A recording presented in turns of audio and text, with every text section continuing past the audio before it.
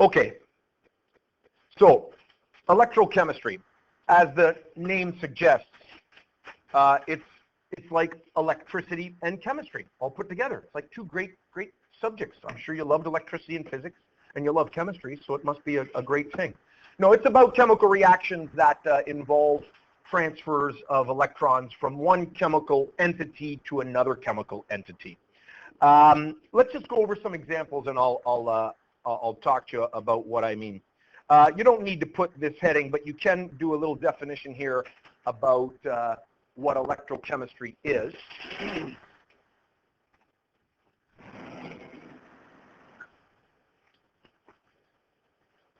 The branch of chemistry that uses chemical reactions to produce electricity or uses electricity to produce chemical reactions. And you don't have to actually have electricity produced. If you do a chemical reaction that involves electrochemistry and you do it within a beaker, then the electricity or the electrons that move from one chemical entity to another is kind of wasted in that it just kind of goes from element A to element B, and we aren't able to harness that movement of the electrons.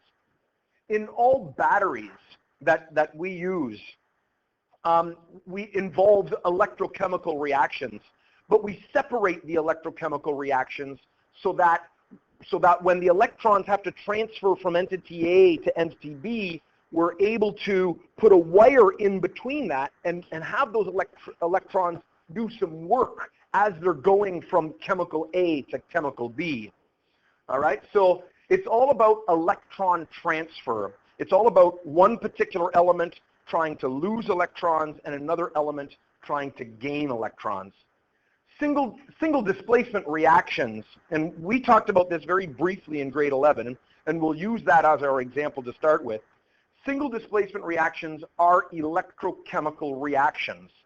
We have an element that is in its solid state, say, some metal element, and we react it with some ion, and in the end, that ion or element transfers an electron to the other one, turning the ion into an element and the element into an ion. And this is all done through a transfer of electrons, all right? So single displacement reactions are all electrochemical reactions. Synthesis reactions turn out to also be electrochemical reactions. If I have Na, sodium with a single electron, excuse me, and Cl, chlorine, short one electron, then in the process of forming sodium chloride, that electron has to be transferred to the chlorine, and there's a movement of electrons. That's an electrochemical reaction, all right? So electrochemical reactions involve a transfer of electrons from one species, whether it's an ion or an element, to something else in the chemical reaction. All right, let's take a look at some examples. So in the first example, we're going to look at a single displacement reaction, something that we've looked at in the past. So I'm kind of linking this to what we've done in the grade 11 course. And in grade 11, in the solutions unit, we look at single displacement reactions, and we look at total ionic equations and net ionic equations. You would have reviewed that in preparation for the grade 11 review test. And now we're finally going to use that skill that you reviewed.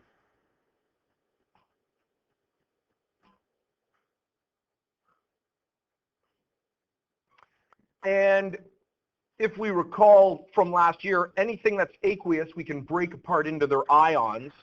So the total ionic equation, I'll have zinc solid,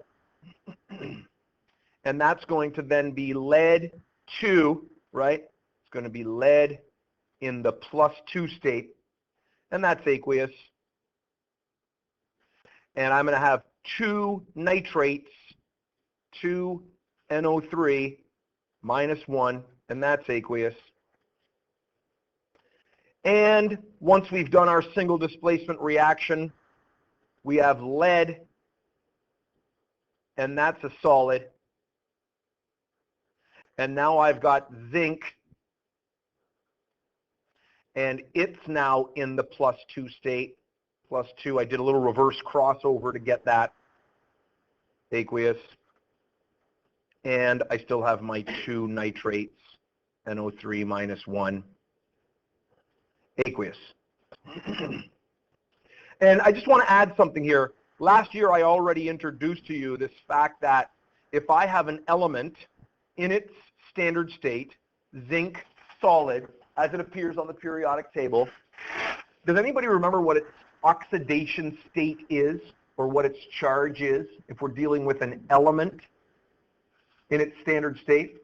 Remember, oxidation state describes how many electrons it's gained or lost to become whatever it is. What do you got, Albert?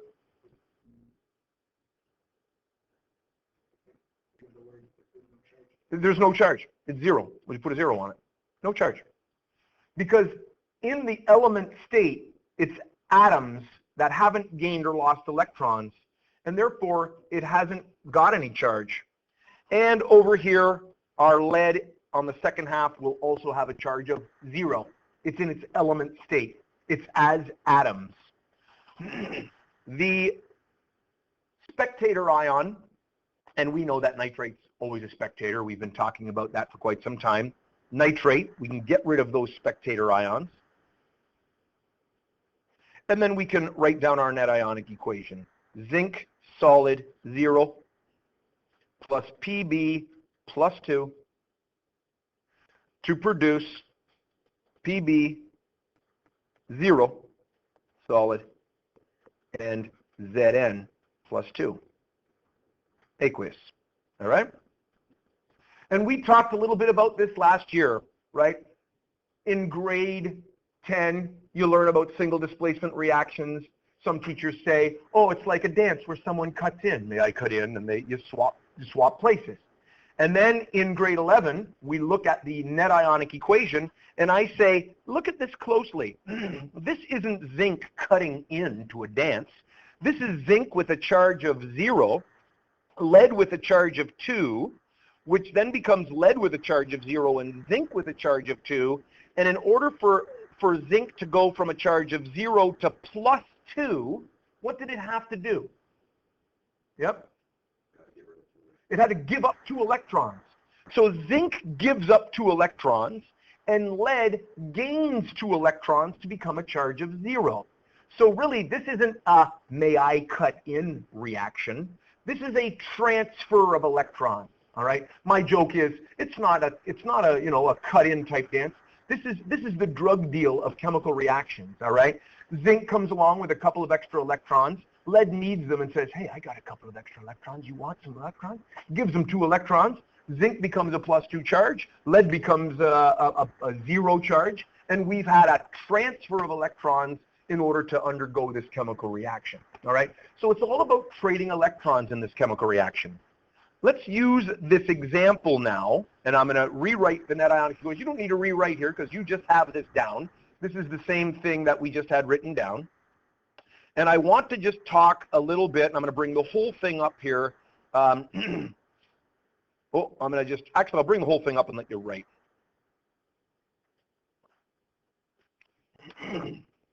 So we've already got the net ionic equations. I want you to write that information.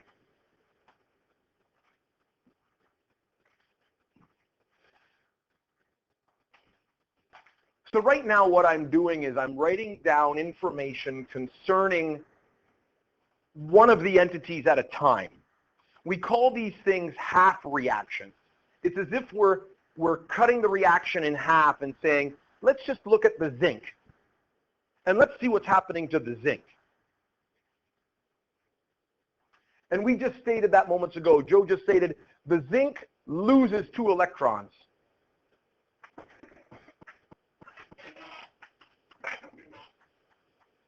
The zinc goes from a charge of 0 to a charge of 2+ and gets rid of 2 electrons. And there you can see where the charge of 0 has to come from. If it's a +2 charge, on the zinc at the end, and it's lost 2 negative electrons. If we totaled that charge up, we get 0.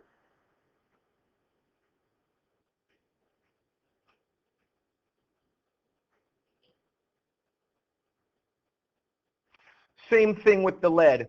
The lead gains the two electrons, the lead plus 2. That results in a charge of 0. Now I'm introducing you to 2 new terms here. The term oxidation refers to something losing electrons. So in this case, we say that the zinc plus 2 was oxidized. And it was oxidized because it lost 2 electrons. The term oxidation historically comes from burning something and how much oxygen was attached to that particular atom to make the oxide. Like if you burnt some carbon to make carbon dioxide. There's actually 2 levels of oxidation for carbon. We could burn it without as much oxygen and get carbon monoxide, or we could burn it with lots of oxygen and get carbon dioxide. And we would say that the carbon dioxide is more oxidized. It has undergone more oxidation. As scientists discovered that it was electrons that were involved in causing chemical reactions, they realized when you burnt something that thing that you were burning, the carbon, was losing electrons to the oxygen. Because remember, we know that oxygen has a high electronegativity. Oxygen is an electron hog. It wants to take electrons desperately. So when you burn something in oxygen, that atom is giving up its electrons to the oxygen. It's losing it to them. And so we now associate oxidation with the loss of electrons, not just to oxygen, but to anything. So we still use the old term oxidation, which comes from burning, to explain something losing electrons. Okay? Now, reduction. Reduction is a strange word. Oxidation makes sense in terms of burning. How do we explain the term reduction? Well, the term reduction obviously means gain of electrons. There may be a historical reason for it, but the way I think of it, if you look at the charge on the lead, plus 2, and after it's gained 2 electrons, its charge becomes 0, you'll notice that the charge was made smaller or reduced. Going from plus 2 down to 0 is a reduction in its charge. And therefore, by gaining negative electrons, the charge always comes down, and we say it's reduction. Okay? So, when the charge goes up and something loses electrons, it's an oxidation of that particular thing. And when something gains electrons and its charge comes down, becomes more negative, by gaining electrons, we say it's reduction. Okay? So we describe this trade of electrons in terms of halves, half reactions, one where something is oxidized, and one where something is reduced. All right? Okay. So we call the half that's being oxidized the oxidation half, and we call the half that's being reduced the reduction half. All right? This is a little bit like our Bronsted-Lowry theory of acids and bases. We've got an acid, which is a proton donor. And in order to have a proton donor, you must have a proton acceptor, the base. Here, we've got something that is being oxidized, an electron donor. And then you've got something that is being reduced, an electron acceptor, a gain of electrons. So it's very much, the thinking, the logic is very much like acids and bases. But their behavior is really quite different. But the logic of the fact that you need something to be a donor in order to have an acceptor is very much the same. You've got to have them together in order for that reaction to happen. There's got to be a donor and an acceptor. So, essentially we're defining some things here. Oxidation, the loss of electrons. We call this the oxidation half of the reaction. Reduction, a gain of electrons. We call that the reduction half of the reaction. When your charge goes down by gaining electrons, it's being reduced. When the charge goes up by losing electrons, it's being oxidized.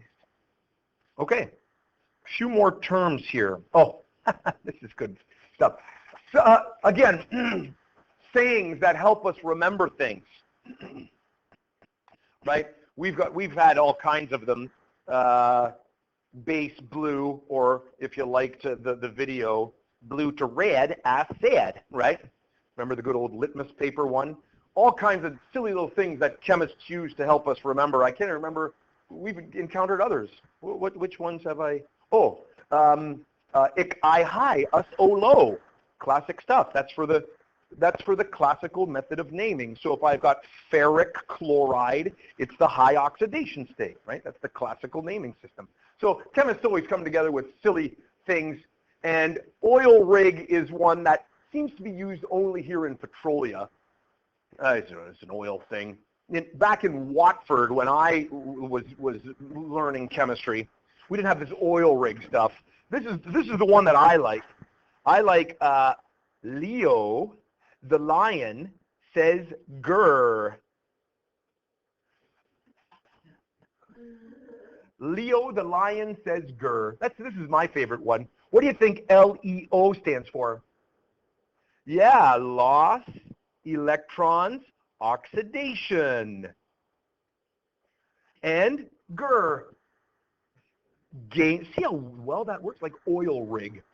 What is it? Oxidation is loss. Anyway, I'm going to write down Leo the lion says grr.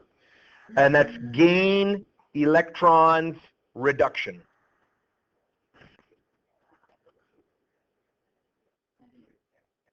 What's that? Well, oil rig is 2 words, and Leo Leo lion is grr. Yeah, All right, whatever. You guys use whichever one you want. It's all right. So oxidation is losing electrons. Reduction is gaining electrons. Okay? We got it? All right. So now we're ready to define this new class of chemical reactions that I've introduced you to. And we call it a redox reaction. The start of the word is reduction and the end of the word is oxidation. That's all that stands for. And would you put redox reactions in with the rest of the reactions we've learned in the past, like synthesis, decomposition, et cetera, et cetera? No, I don't think you would. But you could classify all of those reactions that we know as either being a redox reaction or not. Right? Like I said, a synthesis reaction is a redox reaction. It's transferring electrons. A single displacement is a redox reaction. It's transferring electrons. But in a double displacement, there's no change in the charges. You're just swapping partners. There's no electrons being traded there. They're just trading, and you might get a precipitate or a gas, right? Or a neutralization. That's not a redox reaction. Decomposition. Some can be redox, but some are not, right? If you have like the decomposition of carbonic acid, H2CO3, and that gets to H2O and CO2. I'm not sure. I'd have to do a little more investigating on what the charges are on each of these things, but I don't think that that's a redox reaction. We could actually use that in an example later on in the class. Maybe we'll use that to see if it is a redox reaction or not. It would depend on whether the charges on all of these atoms have changed or not. That's what we'd have to look at. All right? So a redox reaction doesn't go with all of the types of reactions we've already learned. It's actually a subcategory, right? So you could place them in those categories. Okay, so a redox reaction is where we have a transfer of electrons, and the total number of electrons lost in the oxidation must equal the total number gained. In our last example, it was 2 and 2, but it doesn't have to be. It could be 1 and 1 if it was a simpler reaction, or you could have like a 2-3 situation where you've got to swap 6 electrons, depending on what the charges are. But they've got to be the same. You can't have electrons just hanging out there in whatever, the solution. In other words, there's got to be a balance of the electron transfer. Couple of more definitions.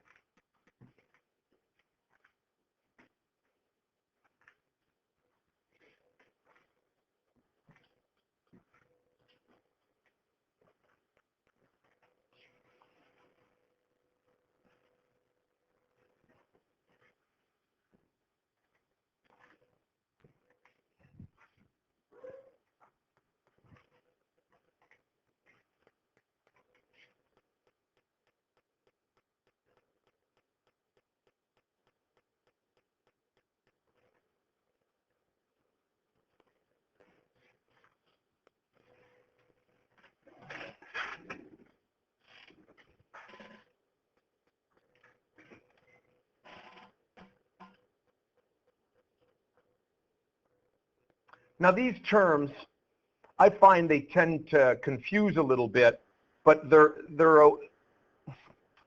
it's a way of looking at a reaction and saying what's doing what's job, what's the job of that particular reactant. So we're looking at reactants here, the agents or reagents. An oxidizing agent is a chemical that that causes a reactant to be oxidized. So if it's causing the oxidation, it is reduced. What a silly way of thinking of it, eh? If we're talking about the thing that is reduced, then why don't we call it the thing that is reduced? But instead they call it the oxidizing agent. It's the thing that's allowing the other thing to be oxidized. What a way of thinking of it, eh? So the oxidizing agent is reduced. It gains electrons. So oxidizing agent is the thing that's reduced because it's allowing the other thing to be oxidized. It's the agent of oxidation. Okay? All right? Now that's kind of an important thing, especially for me at a school here where I've got to keep track of lots of chemicals. If something is an oxidizing agent, in other words, it's an oxidizer. It allows things to, it can be reduced and can result in oxidation. I've got to keep that away, all right, from things that burn, because it will supply oxygen or it'll supply electrons to things that are burning. So I got to watch where my oxidizing agents are and where my reducing agents are, and I've got to keep them separate. So it's just a way of looking at the entity of the thing. So the reducing agent causes the thing to be reduced. It is oxidized. It provides the electrons, okay, for the reduction process. Let's go back and take a look at that slide we just finished. Actually, I'm going to move ahead because I made a copy of it. And we can now go back and identify what's the oxidizing agent and what's the reducing agent. So this is the same slide that we just had. I'm going to bring it back up. You're actually going to go back into your notes and take a look at this. So here we have the zinc. The zinc has lost its electrons. It is oxidized. That makes zinc, Zn, the reducing agent.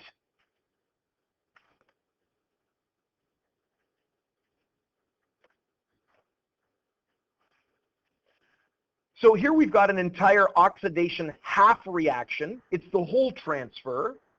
But the zinc itself, The zinc itself is the reducing agent. The lead, the Pb, and I got to be careful, Pb2 plus, not the lead 0, but the Pb2 plus is the oxidizing agent.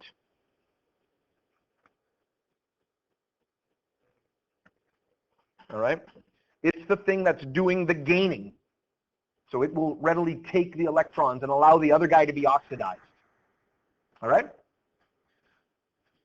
When we're talking about the agents, we're talking only about the reactants. When we're talking about oxidation, we're talking about the process of gaining, in this case, losing electrons. When we're talking about an oxidation half reaction, we're talking about this entire process of turning one thing into the other with a gain or loss of electrons. Okay? So the agents only deal with the reactants. Yep? Where they're taking and they're trading things off, and there's an agent of reduction. I like it. Zinc. Can we give them like a 00 status or something like that? That'd be exciting.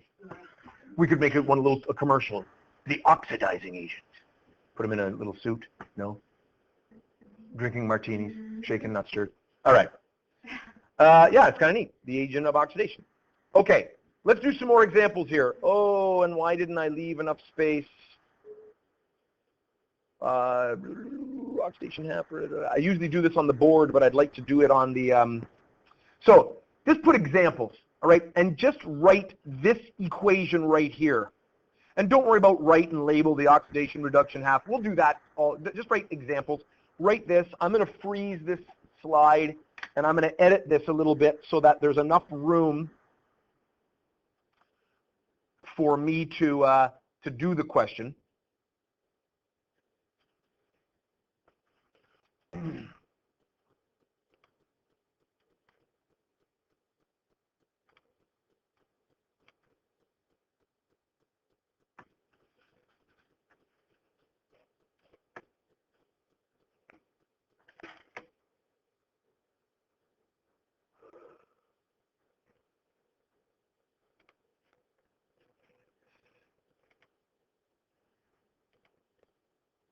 All right. And let's unfreeze. And all I'm doing is I got rid of the question itself. I just moved everything to the top. Okay. Now, in the past, we would have broken everything into its ions and all that good stuff. But why can't I think of the name? What's the spectator ion? What am I really getting rid of? What's the ion that is not changing in this case? NO3. So let's see if we can write the net ionic equation in one shot. Cu. What's the charge on that Cu going to be if it's all by itself in its elemental state? 0. It hasn't traded. It hasn't done anything.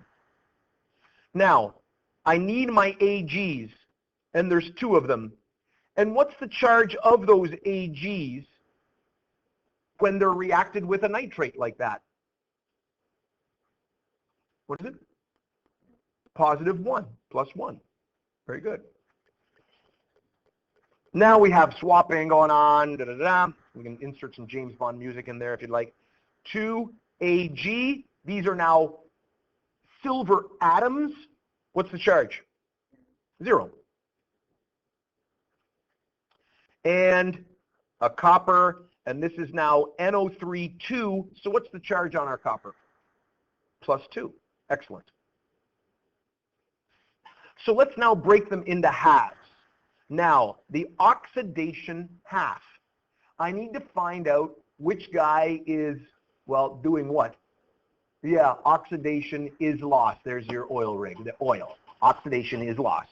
So who's losing electrons here? Yeah, the copper is losing electrons, and that brings its charge up. All right? Oxidation also is an increase in charge. Remember we called these charges oxidation states? When you oxidize something, you're making the oxidation state go up. When you reduce something, you make the oxidation state come down. So copper is going from 0 to a +2. It's increasing in oxidation state. So it's oxidized. So the oxidation half is Cu, and it becomes Cu +2. And I need my 2 electrons here because it lost its 2 electrons. The reduction half, 2Ag + 1. It's going to become 2Ag. Oops, I forgot something. What do I have to add to that in order for it to be reduced? Electrons. So I forgot my electrons. Get rid of that. I need to have +2 electrons. That's the reduction. It's gaining electrons. And that brings it to become Ag0. 2Ag0. I wrote it. I didn't say it. Sorry. All right? So what's the agent of oxidation? What's the thing that allowed it to be oxidized? Which of these reactants allowed the oxidation of the other reactant? Silver. And which silver? Because I got 2 of them. Silver plus or silver 0? Yeah, it's silver plus. It has to be the reactant. You never have a product as an oxidizing agent or a reducing agent because it's already done. It's only a reactant. So oxidizing agent, the easiest thing to do is, it's the thing that's reduced, go to the reduction half, find the thing that's in the reduction half, you've got the agent of oxidation. Okay? And the reduction agent, the reducing agent, I'm going to make you tell me. Cu. Cu0. Very straightforward stuff. Once we get all these definitions in our mind, let's do another example because we're just starting to roll here.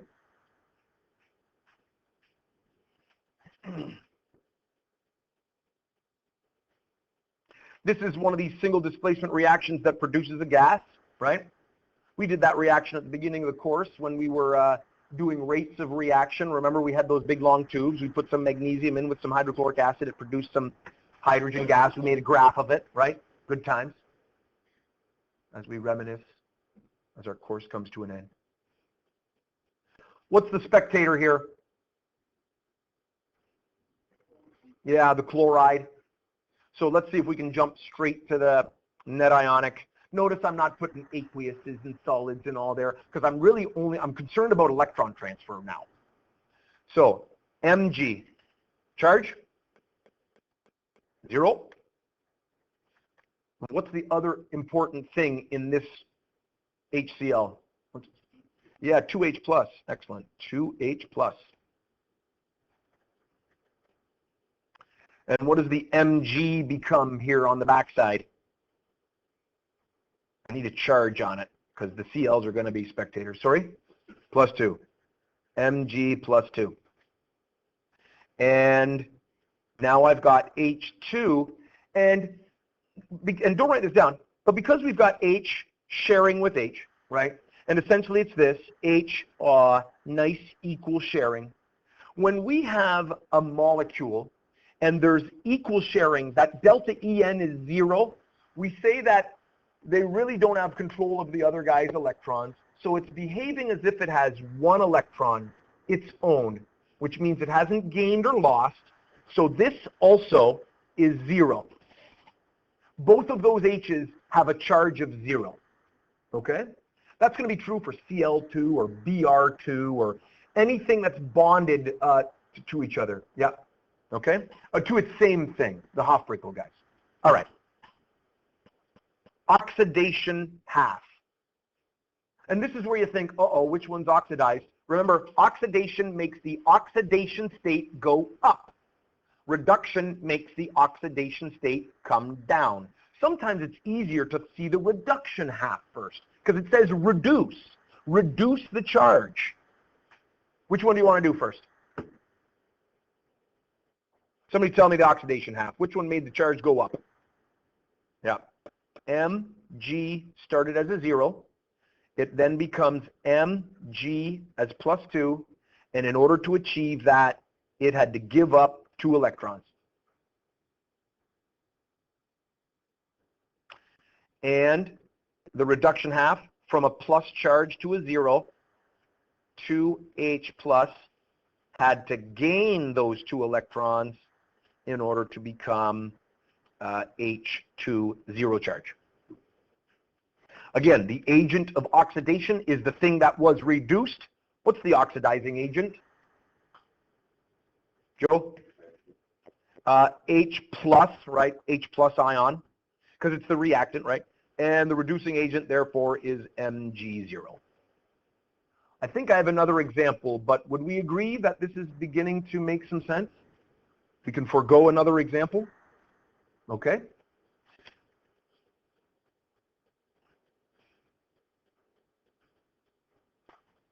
All right. So there's another example. In this case, it's actually, you know what, not a bad thing to do. Not a bad thing to do, because this is fluorine swapping out with chloride. Let's maybe do this one. I thought it was the same, but in actual fact, this is a little different.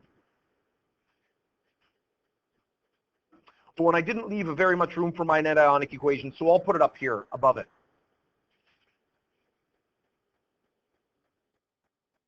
Now in this case, look at this double or single displacement.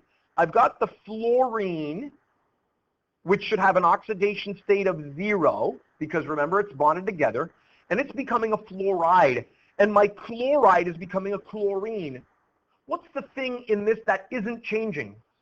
Yeah, in this case, it's the sodium metal. That's Na plus and Na plus. So that's my spectator in this case. This is a nonmetal swapping out a nonmetal. So for the net ionic equation, I've got F2. Charge on the F2? 0, because it's an element in its standard state on the periodic table, or you can think of it that they're equally sharing. And what's the thing I want to get out of this next one? What's the... Nope, I'm not interested in sodium, because sodium is Na plus, and this sodium is Na plus. I want 2Cl, and what's the charge on those guys? -1, right? We could have broken them into Na and Cl and noticed that Na plus is the same as Na plus. But I would like to be able to kind of see through that and get to the next step. So now my Cl has become Cl2, and its charge is? I'm going to make you say it.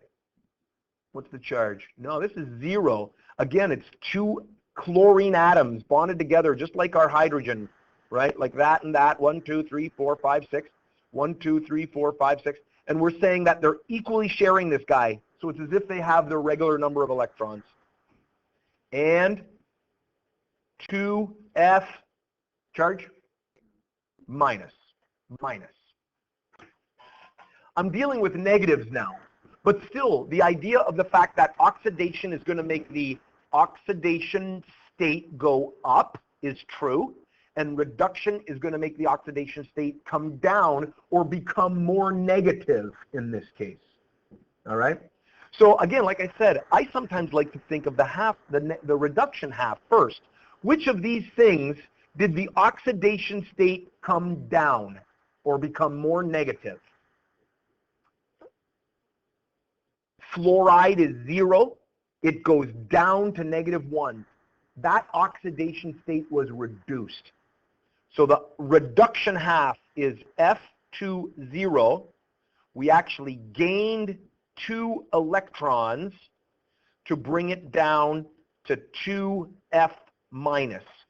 We took 2 fluorine atoms, added 2 electrons, and made it become 2 fluoride ions. Oxidation half, an increase in the oxidation state, 2Cl minus, became Cl2 with a 0 charge, and I need my 2 electrons on that side. Again, notice the number of electrons gained is equal to the number of electrons lost. We could put those 2 half reactions together, and those electrons would cancel out, just like in our little Hess's law addition, right? And we would get our net ionic equation back. The oxidizing agent, what's the oxidizing agent? F2, 0. It was reduced, and the reducing agent is Cl minus, the chloride ion. It was oxidized. So that was important to do because we looked at how we can deal with some negative numbers. Deal with it the same way, shifting of that oxidation state. Questions, concerns? Okay. Now there's a couple of homework problems, but I'm not going to get you to stop there because I do want to talk about this idea of oxidation state that we've been working with ever since grade 9 and 10. You know, we've been looking at those charges, the oxidation states. And so now what I want to do is I want to look at some more complicated reactions and see if we can pick out an oxidation and a reduction. All right, it'll become clearer when we get to the example.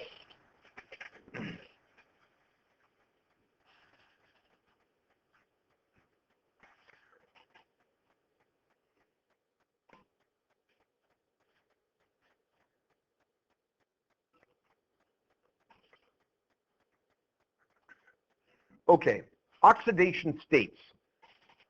I've used the term oxidation state right from the beginning, all right?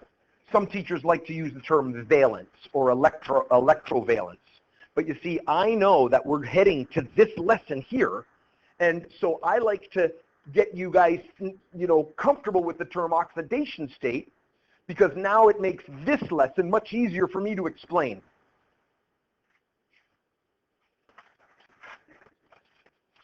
In the past, I even explained to you that these numbers came from how they reacted with oxygen. And that's where these numbers kind of came from. Once they discovered the presence of electrons, they knew that, that oxidation was actually the oxygen taking the electrons away.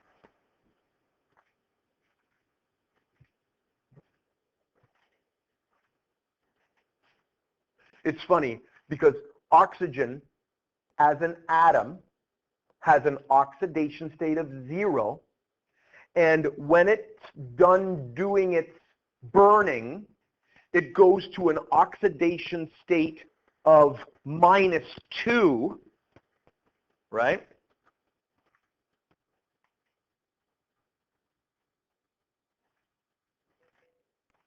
And so oxygen goes from 0 to -2. What type of a half reaction would oxygen always be involved in? If it goes from a 0 down to -2, and its charge goes down, it's reduction. So when oxygen goes around and does its oxidizing, it itself is reduced. Isn't that kind of crazy backwards? Oxygen is a great oxidizing agent, makes good sense. It's oxygen. It's going to oxidize something. But in the process, itself is being reduced. That's kind of neat. So oxygen is something that is readily reduced. It's a great oxidizing agent. And that's what results in these different charges. Oxidation state, the real or apparent charge an atom would have if the electron pairs in a covalent bond belongs to the more electronegative atom, i.e. if all the bonds were considered to be ionic. Now, that is a little definition that we need to use when we start dealing with just regular molecules. For you guys, it's the charge it gains when it gains or loses electrons. And then if we've got a covalent sharing situation, we need to kind of determine a winner in the tug of war. And we've already kind of discussed this a little bit. If something has a greater electronegativity, we say that the electrons are closer to that one. And what we're saying in terms of oxidation state, we say, all right, you get the electrons. The more electronegative one wins. It gets the negative charge, and we'll put a positive charge on the other guy. So this is a little statement on how you determine what charges are on some molecules, and we've not done that before. Okay. Oxidation number.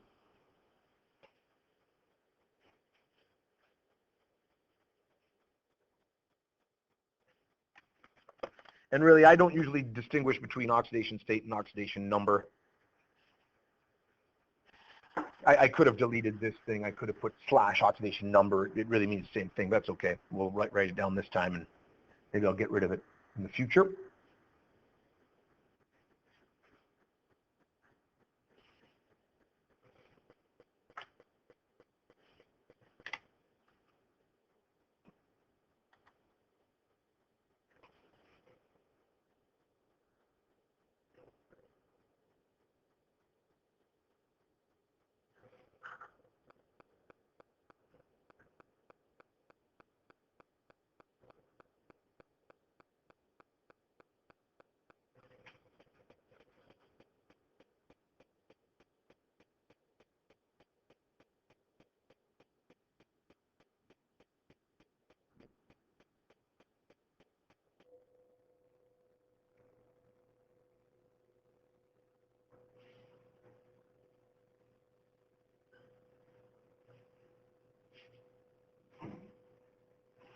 So the oxidation number is a positive or negative number corresponding to the oxidation state of the assigned atom. In a covalently bonded molecule or polyatomic ion, the more electronegative atoms are negative. And we just kind of wrote that in the last slide. That's why this kind of doubles up. I'll delete it away in the future. The oxidation number is what we see on the periodic table. And we need to realize that there are some very common oxidation numbers that really don't vary. We all know already that we've got these guys in the middle that have more than one oxidation number, right? We've got our multivalent ions, but then we've got group 1 that are easy. They're all +1, and it always is +1. This is one of our go-to guys when we start calculating what oxidation numbers are. Then we've got group 2. These are always +2. This is also one of our go-to guys. We can always know what that number is. Oxygen, you'll notice here, oxygen is -2, and then some periodic tables have 1, right? An oxidation state of 1 for oxygen is when it's in a peroxide, and that's a very special case. I don't know if I even have an example of a peroxide, but as far as you're concerned, unless I tell you otherwise, and for right now, as rookies with this, you're going to assume oxygen is -2, all right? Always, okay? Now, hydrogen is also a tricky one. It can be +1 if it loses it, or it can be -1. It could be a hydride, where it has a greater electronegativity and pulls it in. But the -1 is very rare, all right? And we'll talk about some examples there. Now, when you get over here, fluorine is -1, but now we've got these chlorines, bromines, and iodines. And back in grade 11, I told you, ignore all those other charges, and let's just treat it as -1, but I've introduced you to the expanded valence shell, which means chlorine could have 7 hydrogens hanging from it, and it's going to behave differently. So I need to now have a new way of determining which way is this chlorine behaving. Is it behaving like a good old-fashioned -1, or is it one of these crazy ones where it's got a charge of +7? So what we want to do in the next little section is take molecules and be able to identify all of their oxidation states. How is the atoms in those substances behaving? What are the charges on those atoms? All right. Now, don't write that section down, but do put see page 659 of your text. I'm going to go through some examples on this, and once we start going through the examples, it should become clear on how I'm doing this thing. But if you say forget in preparation for the exam, you want to read those rules over again, that's where to find them, okay? But step 1, assign the common oxidation numbers. In other words, we look at the substance and we ask ourselves, do we have any group 1s or group 2s where I can say that's a -1 or that's a +1 or a +2? Do I have any oxygens in there that I can say that that's -2? Do I have any fluorines in there that I can say that that's -1? And from that, we should be able to figure out the oxidation numbers for the rest of them. Let's just do some examples.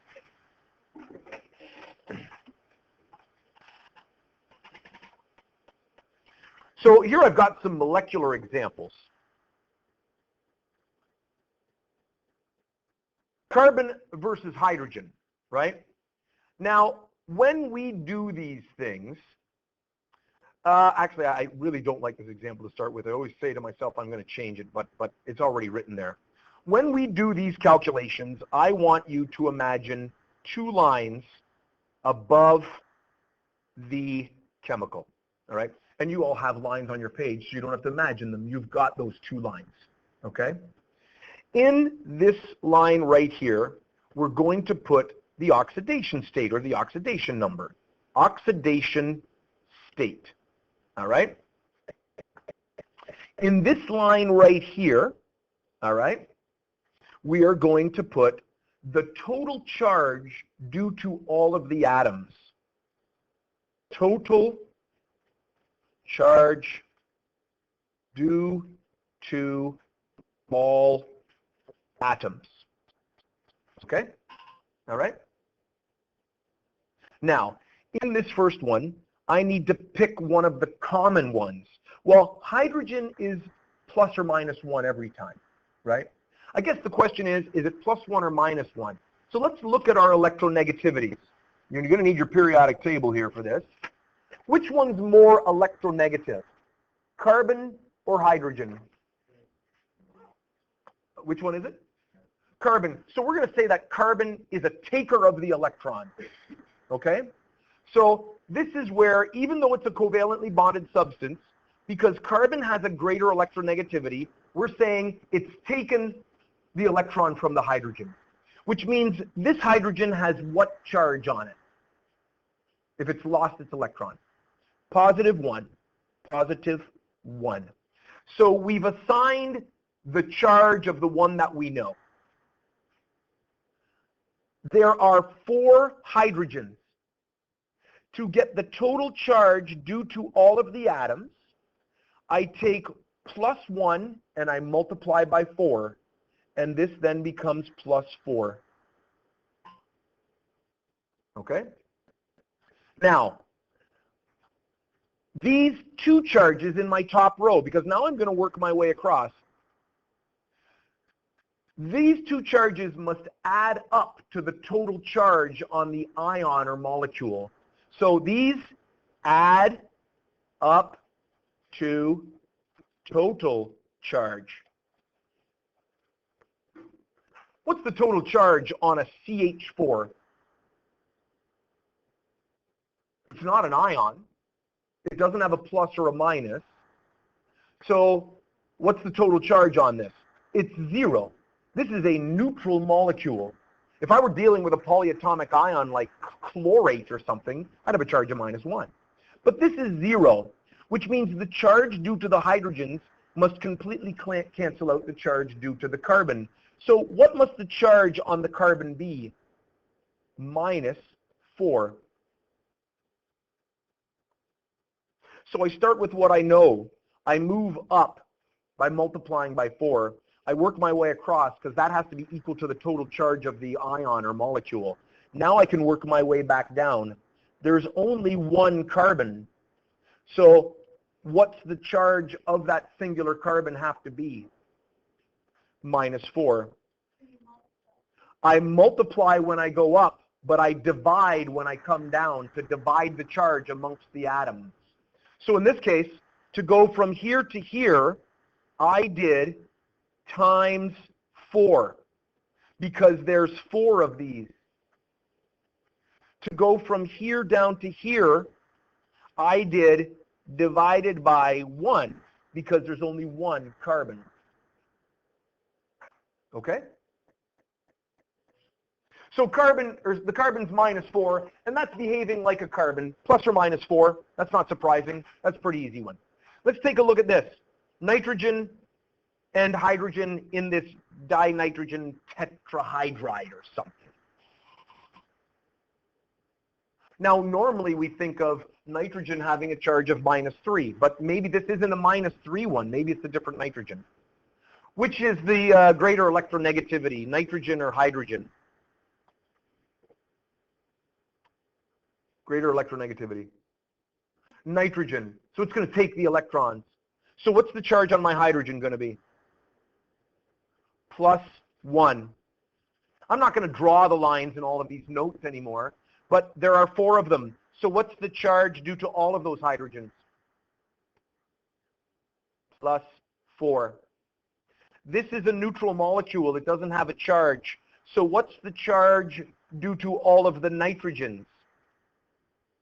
-4, because those have to add up to the charge on the molecule. I have 2 nitrogens though.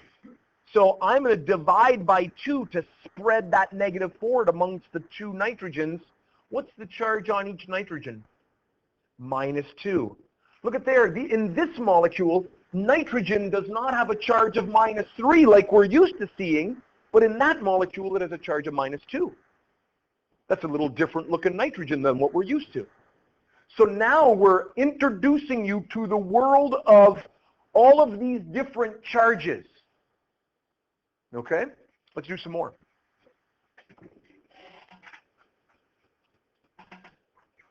Oh, look at that. I didn't leave enough space to write over top. What kind of stupidity is that? I'm just going to freeze and I'm going to move that down a little bit.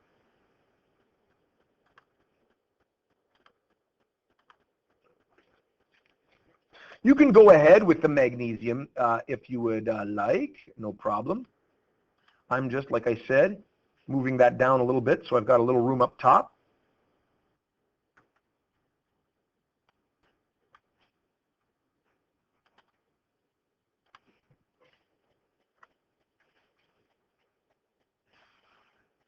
Now with this guy, I could actually start with either one.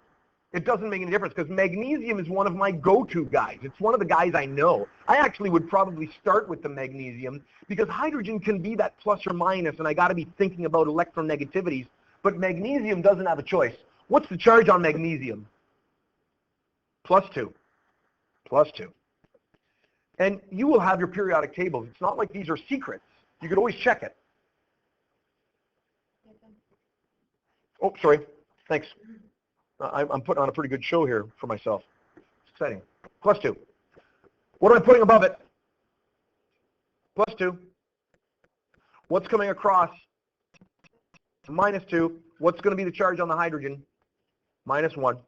So this is a negative hydrogen. This is a hydride.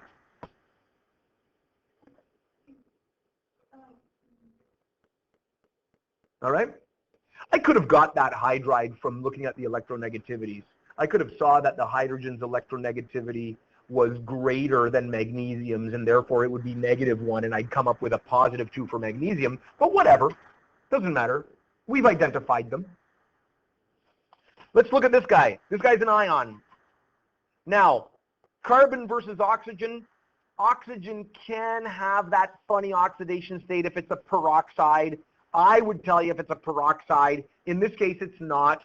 So oxygen becomes my go-to start guy. What's the charge on an oxygen ion? -2. That's the good old oxygen -2. It's one of our go-to atoms. So -2. What's the charge due to all of the oxygens? -8. Now, this guy is special. You guys are going to miss the good stuff, and then Bailey's going to be bugging me forever. This guy has a charge of -2. That means my top 2 numbers have to add to -2 because the overall charge on this thing is -2. So what's the charge due to the carbons?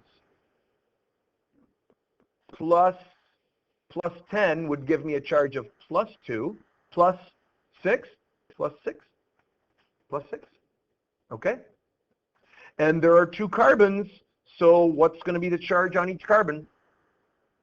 +3. There's a funny looking carbon, right? Normally we've got carbon plus or minus 4, but in this particular little ionic molecule, what is this? I think this is an oxalate. Carbon has a oxidation state of +3.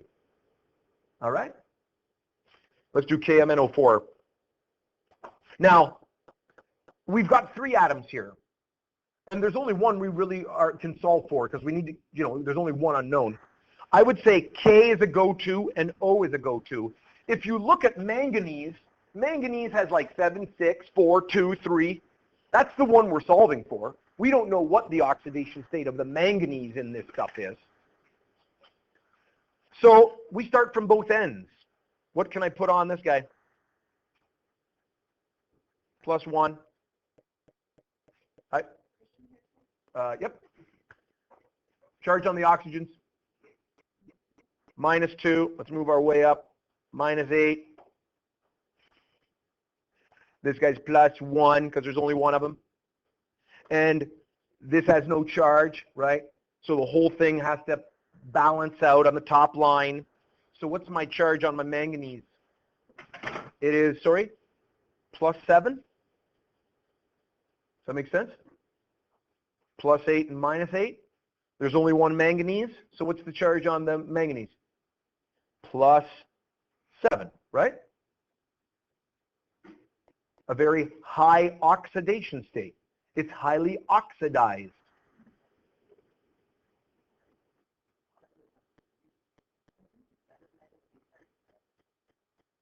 I'm missing what you're saying. Say it again.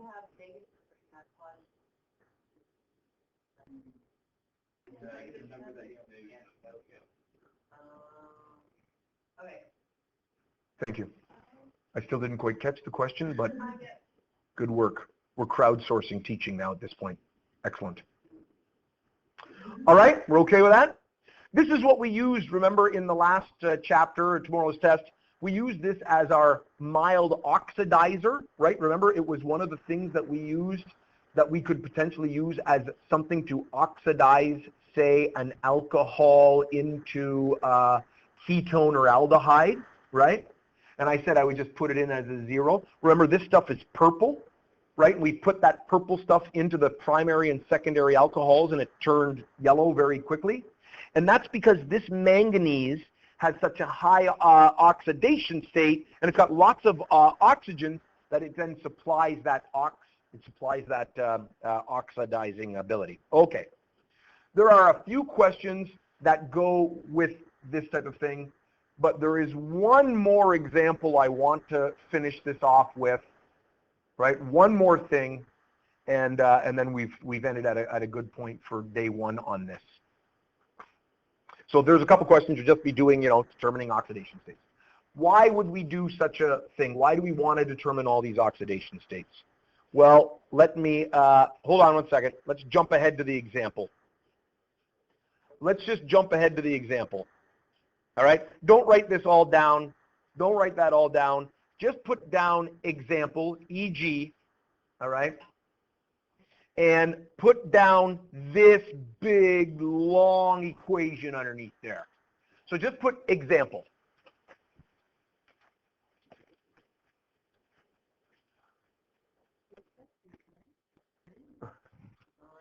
It goes on and on. And that's what we're going to do. And you know what? Don't wait for me, but I will be doing this with you, obviously. But what I want to do for every one of these atoms is assign an oxidation state. Because I want to then look critically at the oxidation state of the reactants and the oxidation state of the products. Because there is a redox reaction hidden in there. It's a very complex redox reaction. We have this dichromate with some hydrogen ions +1. We've got some ethanol in here. We'd end up with some chromium +3 ions, and then this other particular product, which actually is probably, this is the ethanol, this is probably ethaldehyde. So this is actually an example of this oxidation reaction that I just said, put a little O and have it take a water off, right? This is what's actually taking place in the overall reaction. So let's go ahead. I'm doing the same thing for every one of these things. Have we had a chance to write it out? We got it written out? So I'm starting with the oxygen. What's the charge? -2. There's 7 of them. So what goes above that? -14. The total charge is -2. So what do I have to have here? +12. And there's 2 of them. So what's each chromium? plus 6. Don't mind the stoichiometry too. We're just looking at the oxidation states of the atoms. We want to see what's been oxidized and what's been reduced. Look at this, H plus. What's the oxidation state of a H plus? Plus 1. That's super easy. The whole thing is plus 1.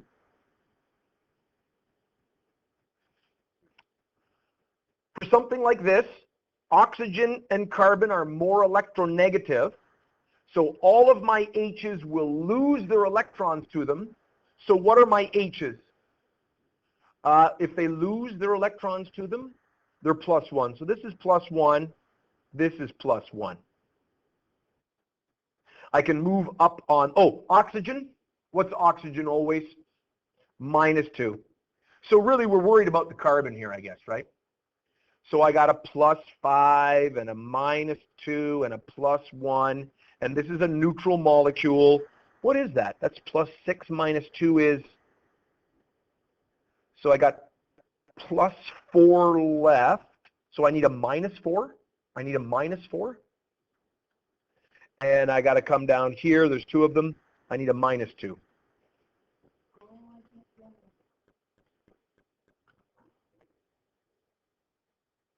Plus 3. That's not an exciting one, right?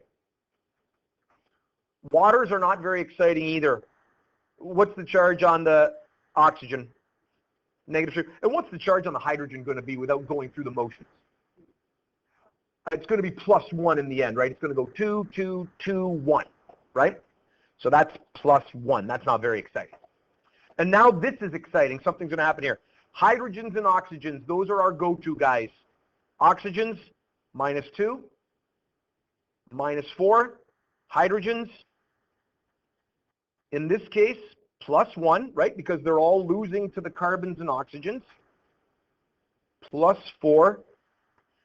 And, whoa, did we just get this? What's going to be the charge, overall charge on these carbons? 0, which means on average, in this molecule, the carbon has a charge of 0 on average. Nifty. Now, you'll learn when you learn a little closer, when we look closer at the molecules, they're not exactly 0, but one might have a plus 2 and the other one might have a minus 2, depending on what it's bonded with. So at this point, don't stress about that. Okay, now, assign oxidation numbers to each and indicate in the reaction that represents reaction. Identify the oxidation reaction above the equation. Which of those atoms, ions, right, was oxidized? In other words, which one did the oxidation state go up? In which of the atoms or ions did the oxidation state go up? What was carbon at? Negative 2. And now it's at 0. Is that an increase in oxidation state? So I would say right here, this chemical right here was oxidized. Oxidation. So if I wanted to write an oxidation half reaction, I'd have to use those two things, because the carbon was oxidized. The rest of the atoms stayed the same, right? But the carbon itself was oxidized. What was reduced? What's that? Chromium went from plus 6 down to plus 3. The chromium and the dichromate was reduced. Reduction. Therefore, the oxidizing agent, now that's the entire chemical that resulted in this thing being reduced.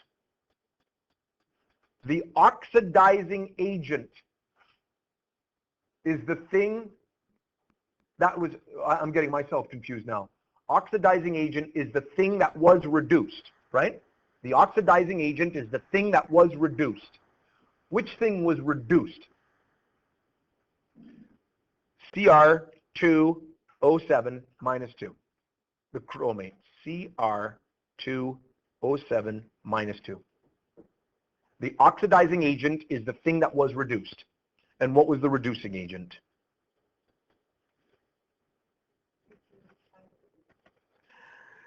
C2H5OH. All right? Okay, and we stop right there. That's the end. And obviously we're running out of time. We got to stop right there.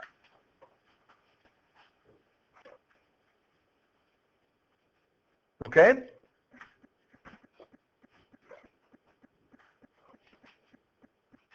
I think there might be a question that goes with this. Yeah, right there. Sorry, everybody's putting it away, but I wanted everyone to get a chance to finish it up.